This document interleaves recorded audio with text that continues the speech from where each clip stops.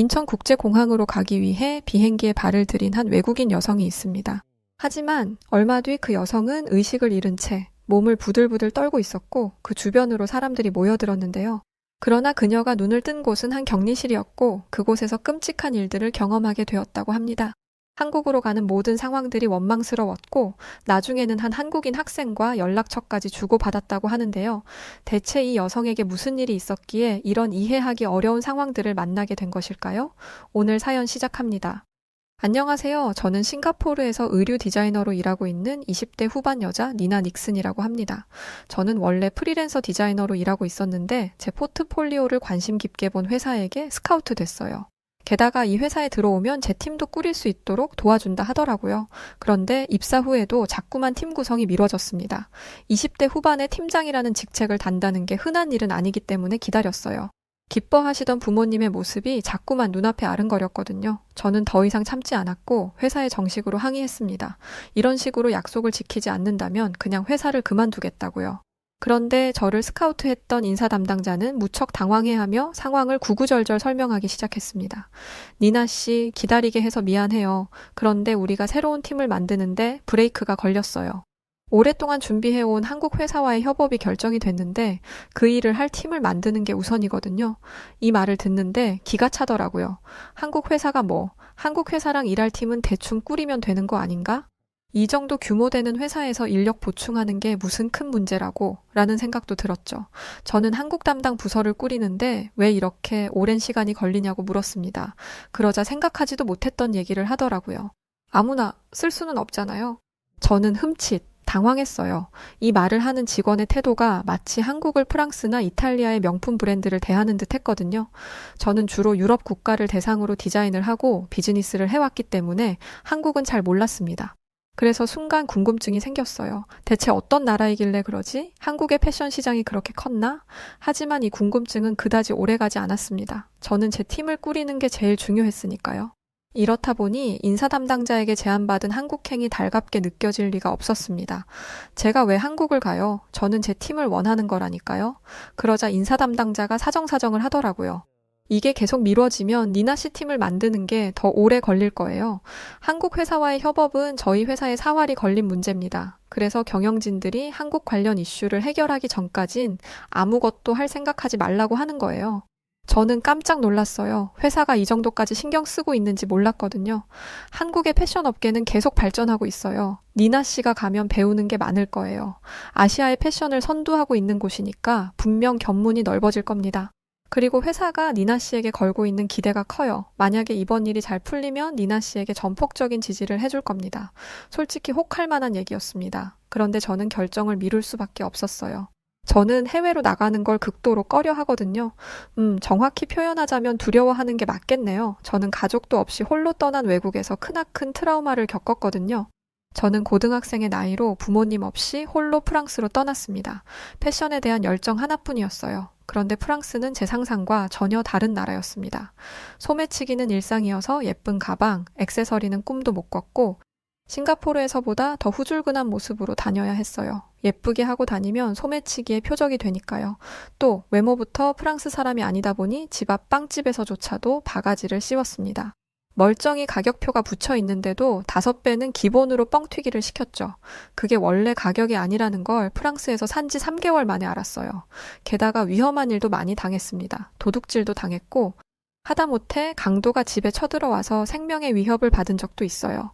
가장 충격이 심했고 제게 극심한 스트레스를 가져다줬던 사건은 제가 홈스테이 했던 집의 할머니, 할아버지의 이중성을 알게 된 것이었습니다. 두 분은 저희 부모님에게 걱정하지 말라며 안심시켰어요. 외모도 인자하고 푸근하니 신뢰가 가는 얼굴이었죠. 하지만 그 사람들은 제가 그 집에서 산지 정확히 2달 만에 돌변했습니다. 홈스테이라고 하면 식사를 준비해주는 게 맞지만 제게 요리를 해주지 않았어요. 나중에는 아예 저보고 요리를 시키더라고요. 또 원래 제가 해야 하는 건 제 방 청소와 빨래뿐이었는데 나중엔 본인들 속옷까지 제게 빨래를 시켰습니다. 저는 이런 상황이 억울하다가도 멀리서 걱정하실 부모님을 생각하면 이마저도 제가 참아야 하는 거라고 생각했습니다. 부모님을 실망시켜서는 안 되고 성공을 하기 위해서라면 이런 어려움쯤은 겪어도 된다라고 정신승리를 했어요. 지금이야 무슨 정신 나간 소리냐고 말하지만 고등학생밖에 안 됐던 저는 너무 어렸습니다. 트라우마를 만든 사건의 정점은 학교에서 벌어졌어요. 제가 열심히 만든 작품이 조각조각 떼어져 있더라고요. 대체 이게 무슨 일이냐고 난리를 치니 제 담당 선생님이 오셨습니다. 그러더니 제 옷에 있는 천조각의 패턴이 예뻐서 좀 가져다 썼다고 하더라고요. 아무리 학생의 작품이라도 그렇지 남의 작품을 뜯어서 쓴다는 게 말이나 되나요? 게다가 그건 다른 프랑스 학생의 작품의 수정을 돕는데 쓰였습니다. 그 선생님은 제가 싱가포르에서 왔다며 매일같이 무시하는 말을 하던 분이었는데 이젠 이런 끔찍한 방식으로 저를 괴롭히더라고요. 저는 결국 그날 처음으로 뇌전증을 겪었습니다. 과거의 표현을 빌리자면 간질이죠. 순간 필름이 끊겼고 정신을 차려보니 제 주변에 프랑스인 학생들이 모여 있었어요. 제 입 주변으로는 하얀 거품이 있었고 모두가 저를 혐오스러운 눈동자로 바라보고 있었습니다. 누구도 제게 손 내밀어주지 않았고 걱정은커녕 경멸스럽다는 얘기를 들었죠. 꿈을 품고 떠난 나라에서 겪은 차별은 제 마음속에 큰 상처를 남겨주었고 이날 이후 저는 해외로 나가는 걸 극도로 꺼리게 되었어요. 그런데 한국이라니. 외국인으로서 최악의 취급을 받았던 저로서는 꺼려질 수밖에 없었습니다. 저는 이런 제 상황을 솔직하게 이야기했어요. 그러자 직원은 걱정하지 말라며 저를 안심시키더라고요. 내가 일 때문에 한국에 몇 번이나 가봤는데 난 한 번도 인종차별을 당해본 적이 없어요. 다른 나라에서는 숨 쉬듯이 당했던 인종차별이 한국에서는 없었어요. 저는 이 말을 믿을 수가 없었습니다. 하지만 용기 내고 싶었어요. 직원이 말하는 한국이 대체 얼마나 대단한 나라인지 직접 경험해보고 싶었거든요. 한국에서의 경험이 제 디자이너 인생에 도움이 된다면 이 기회를 놓칠 수 없었어요. 제가 한국행을 결정하자 직원은 이렇게 말했습니다. 출장이기는 하지만 휴가 같은 출장이 될 거예요. 나를 믿어요. 니나 씨는 정말 행복한 경험을 하고 올 거예요. 이 얘기를 듣기는 했지만 한국에 갈 때까지 긴가민가 했던 게 사실이에요. 저를 한국에 보내기 위해서 일부러 좋은 말만 하는 거라는 의심도 살짝 있었거든요. 그래서 한국에서 험한 일을 겪지는 않을지 걱정을 하며 경유지에 도착했습니다. 그런데 얼마 지나지 않아 위기에 봉착하게 됐어요. 제가 도착한 경유지는 마카오였는데 뭔 사람이 이렇게 많은지 너무 시끄럽더라고요. 게다가 마카오에 도착한 중국인들의 소음이 저를 미치게 만들었습니다. 싱가포르에 와보신 분들은 아시겠지만 싱가포르는 조용한 분위기이고 법이 아주 강해서 소란을 피우거나 공공장소에서 문제를 일으켜서는 안 됩니다. 이런 곳에서 살다가 갑자기 커다란 소음을 마주했으니 갑자기 스트레스가 확 다가오더라고요. 게다가 비행기 시간을 놓칠 것 같은지 저를 이리저리 치고 다니는 바람에 체력적으로도 많이 힘들었어요. 바로 그때 숨이 가빠오면서 눈앞이 핑 돌더라고요. 한동안 조용했던 뇌전증의 전조 증상이 시작된 것이었습니다. 저는 애써 호흡을 가다듬었고 진정하려고 노력했어요. 그런데 전조 증상은 나아질 기미가 안 보였습니다. 나중에는 아예 팔다리가 조금씩 떨려오기 시작했어요. 그런데 그때 공항 경찰이 다가왔어요. 무슨 일이냐고 물어보는데 제 모습을 자세히 보자마자 얼굴을 굳히더라고요. 호흡도 제대로 못하고 몸을 바들바들 떨고 있으니 무슨 약이라도 한 건가 싶었나 보죠. 제가 뇌전증이 있다고 말했는데도 무작정 끌고 가려고 했습니다. 제가 먹는 약, 가져온 처방전을 가방에서 꺼내려고 하니 저를 제압하기까지 했죠. 이후로는 기억이 없어요. 결국 발작을 일으키며 넘어져 쓰러지고 만 거죠. 그런데 솔직히 사람이 쓰러지면 병원부터 데려가야 하는 거 아닌가요? 제가 위험인물이라고 판단됐다면 하다못해 의무실로라도 가야죠. 그런데 제가 눈을 뜬 곳은 격리실이었습니다. 제가 먹는 약 처방전을 보여줬음에도 본 척도 안 하더니 마약 검사를 하고 나서야 조금 들어주는 것 같더라고요. 오랫동안 기다린 끝에 현지 의사가 와서 제게 문제가 없다는 걸 인정해주고 나서야 저는 풀려날 수 있었습니다. 이미 한국으로 가는 비행기는 떠났고 모든 상황이 원망스러웠어요. 그런데 이게 다 M1 한국 때문인 것 같았습니다. 한국에 가는 선택을 하지 않았다면 이런 일이 없었을 테니까요.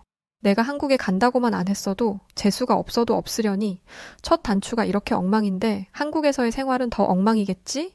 그렇게 부정적인 감정에 휩싸인 상태로 비행기에 올라탔습니다. 이게 다 한국에 온다고 해서 벌어진 일이야 라는 생각은 조금만 별로여도 바로 돌아갈 거야 라는 결론을 불러일으켰고 저는 한국 항공사와 승무원들의 트집을 잡으려고 했습니다. 그런데 아무리 봐도 트집 잡을 게 없었어요. 음식도 너무 입에 맞았고 승무원들은 친절했으며 객실과 화장실은 깨끗했고 조용했습니다. 이렇게 눈을 치켜뜨고 트집을 잡으려고 하다 보니 머리가 아파오더라고요. 뇌전증이 있는 사람들은 편두통을 달고 다니기 때문에 저 또한 그렇습니다. 빛에 예민해지고 소음에도 예민해지죠. 그래서 공항에서 쓰러진 것도 있어요. 저는 또다시 대발작을 하면 위험하다는 것을 알기 때문에 트집 잡는 건 조금 미루고 진정하려고 노력했어요. 그런데 한 번 대발작을 해서 그런가 두통과 발열이 멈추지를 않더라고요. 그러던 그때 승무원이 저를 불렀습니다. 저는 죄 지은 것도 없는데 흠칫 놀랐어요. 아까 그런 일을 겪어서 그런가 괜히 눈치가 보이더라고요. 그런데 승무원이 저를 부른 이유는 저를 의심하기 위함도 저를 경계하기 위함도 아니었습니다.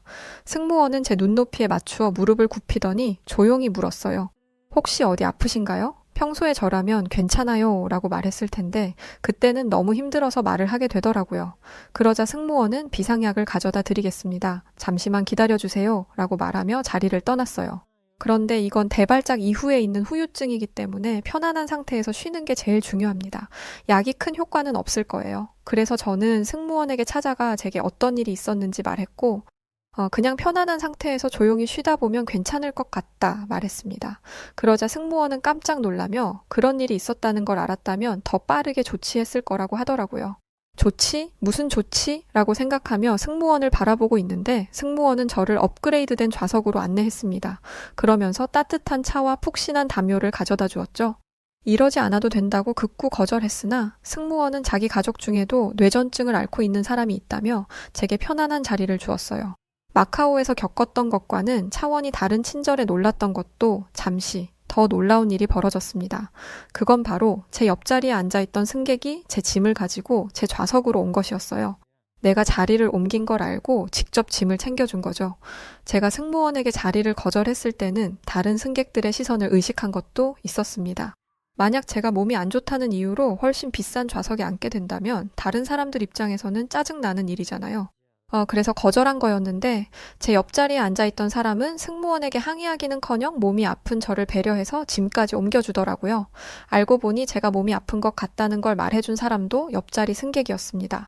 직전에 있었던 마카오에서는 마약을 한 게 아니냐는 의심을 받고 대발작을 한 이후에도 위로와 걱정은커녕 혐오스러운 시선을 받아야 했는데 한국인들은 그러지 않았습니다. 저는 언제 부정적인 감정에 휩싸였냐는 듯 편안한 자리에서 푹 쉬고 한국 땅을 밟을 수 있었어요. 비행기에서 내리려는데 그때 그 승무원이 저를 붙잡더라고요. 순간 추가금을 내라고 하려나? 라는 싱가포르인 그 자체의 생각이 들었습니다. 하지만 역시 아니었어요. 승무원은 저에게 쪽지 하나를 건네주었습니다. 그 쪽지에는 119라는 번호와 한국어로 된 문장이 적혀 있었어요. 그 승무원은 이렇게 말했습니다. 위급 상황이 생기면 119로 전화하세요. 그리고 뇌전증 전조 증상이 나타나면 이 쪽지에 있는 한국어 문구를 아무에게나 보여주세요. 종이에는 저는 뇌전증 환자입니다. 제가 의식을 잃으면 평평한 곳에 눕히고 구급대를 부른 뒤 발작이 멈출 때까지 기다려주세요. 거품이 넘어가지 않도록 고개를 조정해 주시길 부탁드립니다. 라고 적혀 있었어요. 정말 승무원의 가족 중에 뇌전증 환자가 있던 모양이더라고요. 저는 가슴 깊이 감동했어요. 비행기 내내 제 안위를 걱정하고 비행기에서 내리기 직전까지 저를 챙겨준 거니까요. 하지만 걱정도 됐습니다.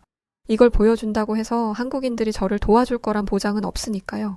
이런 걱정을 말하자 승무원은 단호하게 그런 걱정은 안 해도 된다고 하더라고요.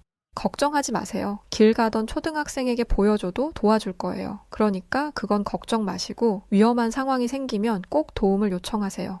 이 말을 들으니 걱정스러웠던 마음은 싹 사라지고 다시금 힘을 얻었습니다. 마카오에서의 기억은 끔찍했지만 그때의 기억에 사로잡혀서 한국 일정을 소화하지 못하는 건 제 손해라고 생각했죠. 한국에서의 일정은 상상 이상으로 행복했습니다. 결론적으로 저는 주요 일정을 소화하는 동안 단 한 번도 발작을 겪지 않았습니다. 전조 증상도 없었어요. 외국이라 병원도 못 가고 약을 늘릴 수도 없어서 걱정을 많이 했는데 다행인 일이었죠. 발작이 없었던 이유는 딱 하나였습니다. 행복했기 때문이었어요. 일단 디자이너로서 한국은 보는 재미가 있는 나라였습니다. 저는 저희와 협업을 하게 된 한국 회사로 가서 직원과 함께 압구정 같은 핫플레이스를 돌아보았는데요. 한국의 젊은 층들은 전부 옷을 잘 입더라고요. 패션 매거진에서나 보던 스트릿 패션이 이렇게 흔히 보이는 곳은 한국 말고 없을 것입니다. 제가 아무리 한국 패션에 관심이 없다 하더라도 일을 하러 오게 됐는데 어떻게 공부를 안 했겠어요? 솔직히 저는 한국에 대해 알면 알수록 대체 왜 회사에서 저를 한국으로 보내려고 하는지 이해를 못했어요. 한국은 개성이라고는 없는 것 같았거든요. 연예인들이 입는 옷들이 줄줄이 완판되고 획일화된 패션들만 있는 줄 알았습니다. 그런데 한국에 와보니 역시 무엇이든 직접 보는 게 정답이구나 싶더라고요. 한국의 진가는 이게 다가 아니었습니다. 일적으로 한국이 매력적인 나라라는 건 한국에 도착하자마자 알 수 있었어요. 그런데 한국에서 살고 싶다는 마음까지 생길 거라고는 상상도 못했습니다. 한국인 직원과 미팅을 하러 갔는데 신기하게도 한국은 카페에서 많이 만나더라고요. 저는 조금 곤란했습니다. 카페에서는 인터넷을 함부로 못 쓰니까요. 그래서 인터넷에 접속할 일이 없게 파일을 전부 프린트해서 가져갔어요. 그런데 저와 함께 일하는 직원은 노트북 하나를 덜렁 들고 오더라고요. 그러더니 카페에 오자마자 와이파이를 연결하는 게 아니겠어요? 저는 기겁을 하면서 말렸습니다. 대체 뭐 하는 거냐고요. 그러자 직원은 되려 저를 이상한 사람 보듯 하더라고요. 제가 놀란 데는 그만한 이유가 있었습니다. 싱가포르에서는 남의 와이파이에 접속했다가 걸리면 벌금을 물어요. 심하면 징역까지 살 수 있습니다. 컴퓨터 네트워크 무단 침입 및 해킹이라는 무시무시한 죄명이 붙어요. 처벌 수위가 약한 것도 아닙니다. 벌금이 최소 990만 원이고 3년 이하의 징역을 선고할 수 있죠. 그래서 싱가포르인들은 와이파이를 이용할 때 신중에 신중을 기합니다. 아무리 카페라고 하더라도 안 쓰는 게 안전하다는 주의예요. 그런데 카페 직원에게 물어보지도 않고 와이파이에 연결을 하다니 제가 기절할 듯 놀랄만 하죠. 제 사정을 들은 직원은 저만큼 깜짝 놀랐어요. 그러더니 믿을 수 없는 말을 하더라고요. 한국에서는 공공버스, 지하철, 하다못해 버스 정류장에서도 무료 와이파이를 쓸 수 있어서 괜찮아요. 싱가포르의 그 무시무시한 위법 사항이 아니니까 걱정하지 마세요. 저는 직원의 말을 믿을 수 없어서 앞에 보이는 정류장으로 향했습니다. 그런데 세상에, 직원의 말이 사실이더라고요. 솔직히 무료라면 질이 좀 떨어지는 게 상식이잖아요. 그런데 한국의 공공 와이파이는 그런 것도 없었습니다. 제가 싱가포르에서 돈 주고 쓰는 인터넷보다 빠른 것 같았어요. 핸드폰 없이는 못 사는 저에게 이런 환경은 놀라움을 넘어 경악 그 자체였죠. 한국의 매력에 푹 빠지게 된 다음 계기는 제가 머물던 숙소 근처에서 있었습니다. 출출해서 야식이나 먹으려고 편의점에 갔는데 저는 그곳에서 또 한 번 충격적인 장면을 보게 되었어요. 대학생 정도로 보이는 학생들이 편의점 앞에서 맥주를 마시고 있더라고요. 싱가포르에서는 밤에 공공장소에서 술 마시는 게 금지되어 있습니다. 저녁 10시 반부터 오전 7시까지는 무조건 금지예요. 술을 사고 파는 것도 안 되고 먹는 것도 안 되죠. 만약 저녁 늦게까지 술자리가 필요하다면 정부의 허가가 필요하죠. 이것도 처벌 수위가 세요. 벌금이 98만 원에서 100만 원까지 나오니까요. 솔직히 저녁에 선선한 공기를 쐬면서 시원한 맥주 한잔 하는 거 누구나 가지고 있는 낭만이잖아요. 그런데 싱가포르에서는 이런 낭만을 시도해볼 생각조차 못했습니다. 그래서 한국에 온 김에 한번 시도해봤는데 역시 좋더라고요. 맥주 한 잔 사서 시원한 공기 맞으며 간단한 주전부리를 한 입씩 먹는데 일하면서 생기는 스트레스가 싹 풀리는 기분이 들었어요. 그러면서 느낀 게 싱가포르의 법이 정말 과할 정도로 강하다는 생각을 하게 되었습니다. 아실지 모르겠지만 싱가포르에는 채찍질을 하는 태형이 아직도 존재해요. 맞아도 싼 놈들이 있다고 생각하지만 가끔은 너무 팍팍한 기준에 힘들기도 한 게 사실이에요. 익숙해지면 편하다고는 하지만 껌도 못 씹는 건 너무 과한 게 아닌가 하는 생각이 드는 게 솔직한 심정입니다. 하지만 그러면서도 동시에 이런 생각을 해요. 이렇게까지 규제를 하지 않으면 범죄나 위험이 존재하기 때문에 어쩔 수 없이 이렇게 강한 법이 유지되는 것이다. 이런 생각을 하고 나니 대체 한국은 왜 이런 강한 규제가 없는지 궁금하더라고요. 생각해보면 한국은 어딜 가든 안전했어요. 모든 길에 가로등이 켜져 있고 여자의 몸으로 홀로 밤길을 걸어 다녀도 전혀 무서운 게 없었죠. 즉 한국인들은 강력한 규제 없이도 깨끗한 도시를 유지하고 서로의 안전을 지키고 있었던 것입니다. 위험하지 않은 도시에서 살 수 있다는 게 얼마나 큰 행운인지 저는 너무나 잘 알고 있습니다. 앞서 말했듯 저는 어린 시절 외국에서 몹쓸 일을 많이 당했으니까요. 어딜 가든 주머니 털릴 걱정, 시비 걸릴 걱정을 하고 살아야 하는 외국도 많은데 동양의 작은 나라인 한국에서는 이런 걱정을 안 해도 된다는 게 너무 신기했습니다. 그렇게 몸 편히 마음 편히 일과 여행을 마친 후 공항으로 향하는 공항철도 아니었어요. 그곳에서 갑자기 뇌전증 증상이 나타나기 시작했습니다. 여행 내내 괜찮았는데 갑자기 이런 증상이 나타나서 너무 당황스러웠어요. 발작을 하면 병원에 가서 뇌전증 약을 바꾸거나 용량을 조절해야 하는데 외국이다 보니 병원에 가지 못해 적절한 조치를 취하지 않았던 게 화근이었던 거죠. 전조 증상이 없길래 싱가포르로 돌아갈 때까지는 괜찮을 줄 알았는데 낭패다 싶었습니다. 저는 그때 승무원이 주었던 쪽지가 생각났어요. 저는 그걸 제 옆에 앉아있던 사람에게 보여주었습니다.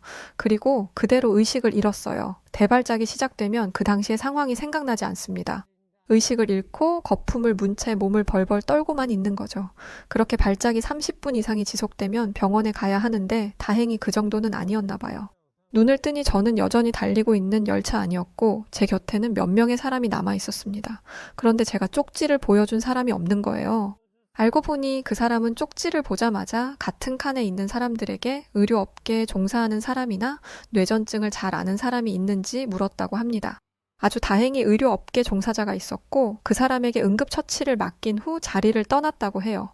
솔직히 이런 일을 하면 고맙다는 인사 정도는 받고 싶은 게 당연한데 그 사람은 그런 것도 없이 도움을 줄 다른 사람을 찾았으니 다행이다 라는 말만 남기고 떠났다고 합니다. 이것만으로도 감사한데 마침 그곳에 의료업계 종사자가 있는 건 더 감사한 일이었어요. 그런데 이 사람은 제가 아는 외과나 내과 의사가 아니더라고요. 그 사람은 자신을 한의대 학생이라고 했습니다. 아직 전문의는 아니지만 뇌전증에 대해 알고 있어서 나섰다고 했죠. 저는 한의학이라는 것 자체를 처음 들어봤어요. 그래서 처음엔 그 사람이 저에게 했다는 응급처치를 이해하지 못했습니다.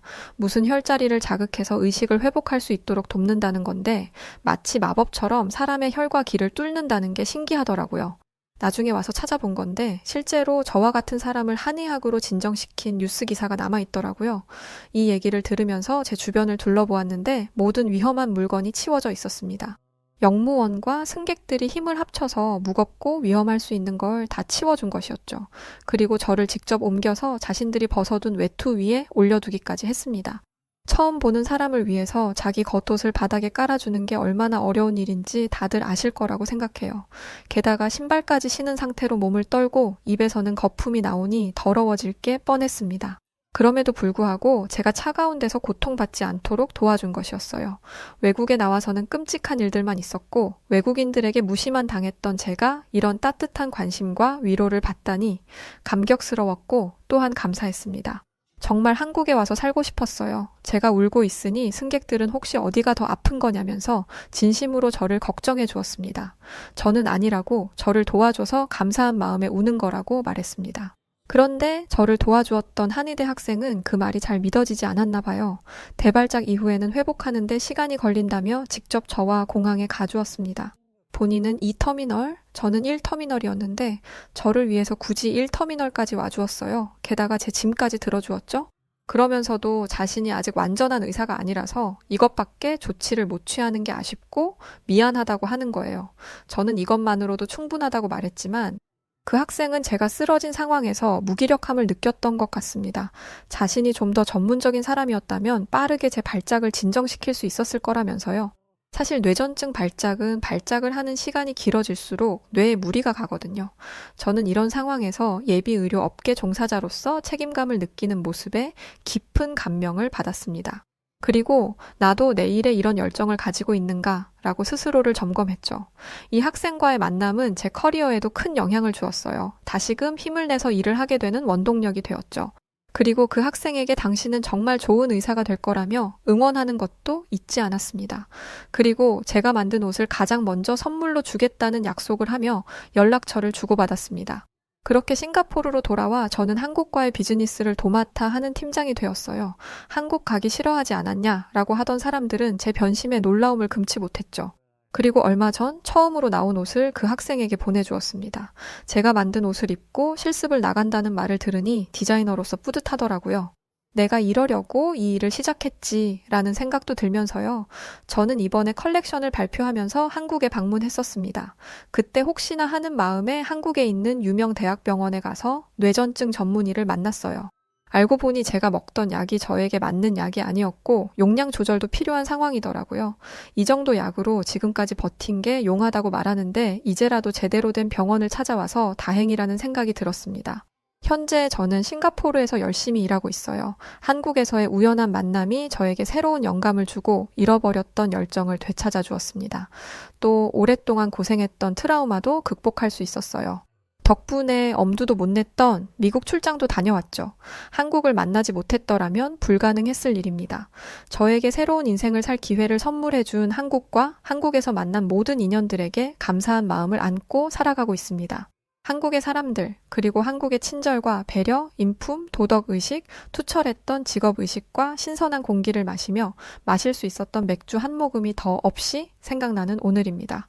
정말 정말 진심과 마음을 다해서 그때 저를 도와주신 모든 분들께 고마움을 전합니다.